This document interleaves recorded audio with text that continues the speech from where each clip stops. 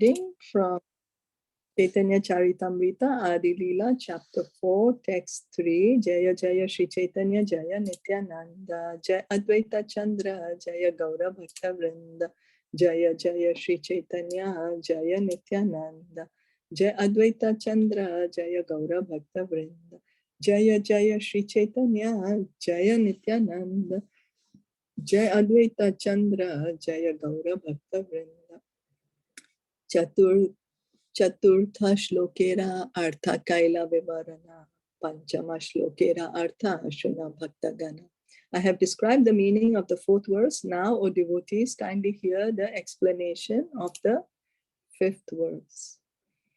Mula shlokera artha karite prakash, artha lagaite age kahiye abhas. Just to explain the original verse, I shall first suggest its meaning. Chaturtha shlokera artha e kailashar prema nama pracharite e avatar. I have given the essential meaning of the fourth verse. This incarnation, Sri Chaitanya Mahaprabhu, descends to propagate the chanting of the holy name and spread love of God. So what's the meaning of the fourth verse? Is Sri Krishna Chaitanya Mahaprabhu. Chaitanya Mahaprabhu is Krishna himself. He's come. He came 500 years ago on this earth planet. Why did he come? Why did he come? To give us this holy name, the Hare Krishna Mahamantra. Propagate. He said, everyone take up this holy name. And then what are we going to get? Love of God. That's all we are looking for. That's what we are looking for, to love God. And here Lord Chaitanya is saying, take it. Take it openly, freely, without any price. It's the highest, most valuable, the most valuable possession that we can ask for. And Lord Chaitanya is saying, take it for free. Satya hi e hetu kintu eho bahiranga ar eka hetu shuna ache antaranga. Although this is true, but the external reason for the Lord's incarnation. Please hear one other reason, the confidential reason for the Lord's appearance. So now Krishna came as Lord Chaitanya to give us the Hare Krishna Mahamantra to start, because to give us the process of religion in the age of Kali. You know, all the Vedas, everywhere is mentioned that in the age of Kali, the process of religion is chanting the Hare Krishna mantra, and that's why he came, and to give us love of Krishna. And then now he has his internal reason. You know, when we do something also, we have many reasons why we do a certain thing. So Krishna's also has many reasons. Well, because Krishna has so many reasons when he's doing something, that's why we have it.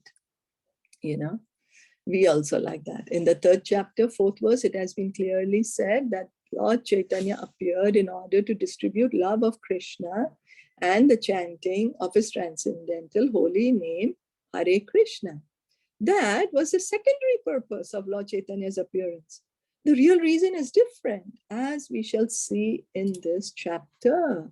Oh, wow, he came to give us the highest, most valuable thing, love of Krishna, and to encourage us to chant. But that is secondary. He has another purpose. Let's hear. Purve yena prithvira bhara harivare Krishna avatirna haila shastrete prachare. The scriptures proclaim that Lord Krishna previously descended to take away the burden of the earth. Krishna says, right, that each time I come to annihilate the miscreants. He says in the Bhagavad Gita, Paritranaya sadhunam vinashaya cha duskritam. In Bhagavad Gita, he says that. So the scriptures say that when he comes, he takes away the burden, the miscreants, he annihilates them. So then, Swayam Bhagavanera karma nahe bhar harana sthiti karta Vishnu karena jagat palana.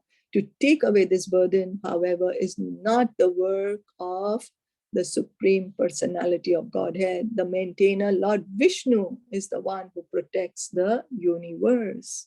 What does it mean? It means Krishna does not need to come himself to do that, you know. Lord Vishnu, Shirodakshai Vishnu, he is in charge of maintaining this universe. You know, Mahavishnu creates the universe, Garbhodakshai Mahavishnu creates unlimited number of universes.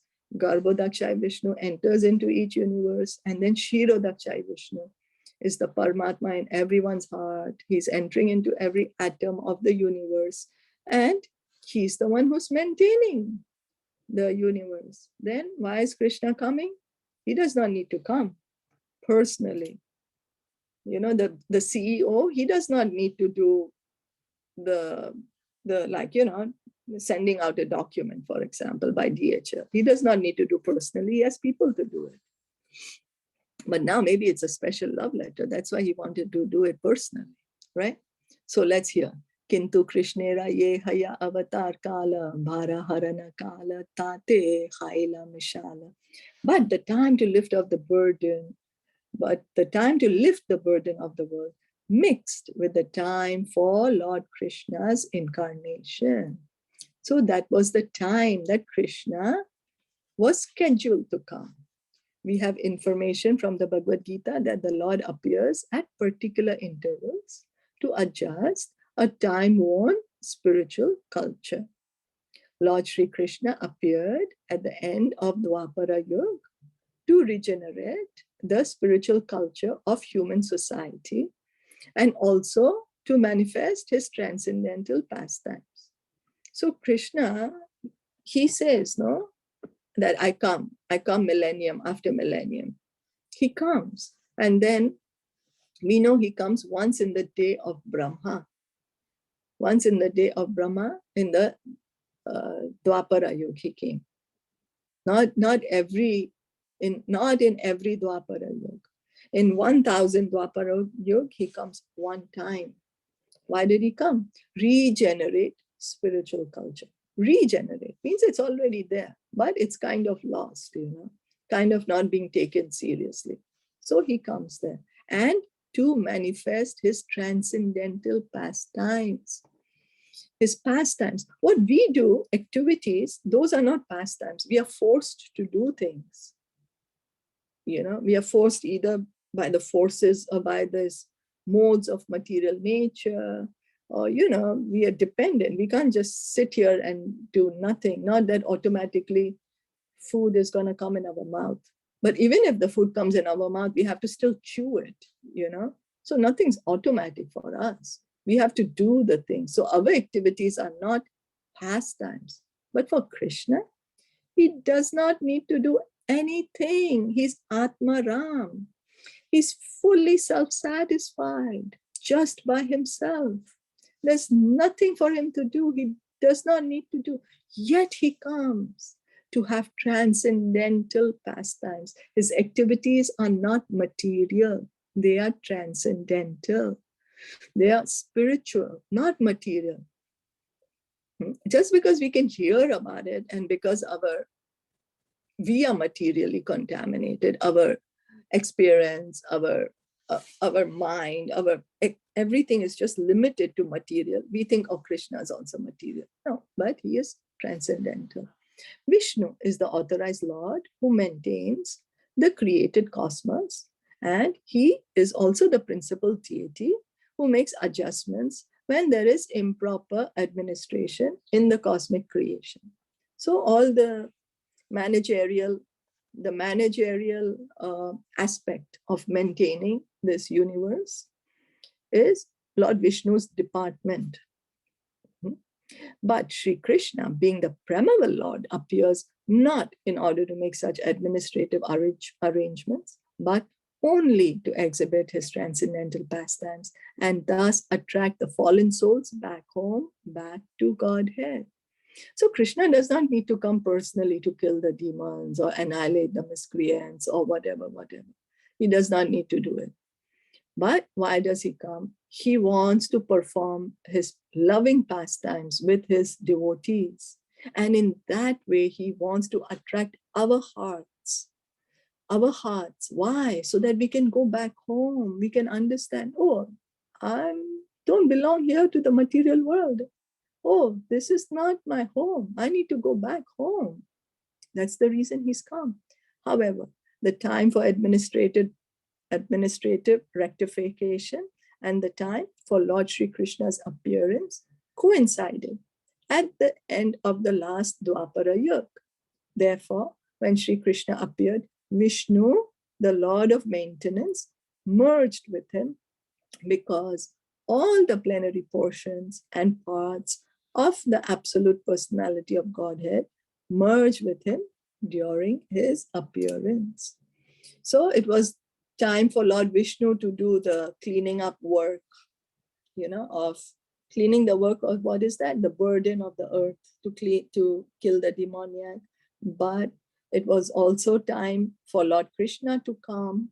So Lord Krishna came, and Vishnu, he is an incarnation of Krishna. All Lord Ramachandra, Nishinga, Varaha, Vaman, everybody, they come from Krishna. So they all came, they're all there when Sri Krishna Swayam Bhagavan is there. Swayam Bhagavan. So we can't do that. Huh? We are not Vishnu Tattva. We are tiny individual living entities. We cannot compare ourselves to Lord Vishnu or to Sri Krishna. So, any questions or comments till now? Or we can just read this one to have a better understanding. Purna Bhagwan avatare ye kale ara sabha avatar tante asi mile. When the complete Supreme Personality of Godhead descends, all other incarnations of the Lord meet together within him. So all the incarnations, they are in the body of Krishna. How come? Because they're originally coming from him. They're all his expansions. So let's stop here for today. Were there any questions or comments? If no, then we'll stop here. Shri Chaitanya Charitamrita ki jai, Shri Prabhupada ki jai, Gaura Premanande. Hari Bol. Hari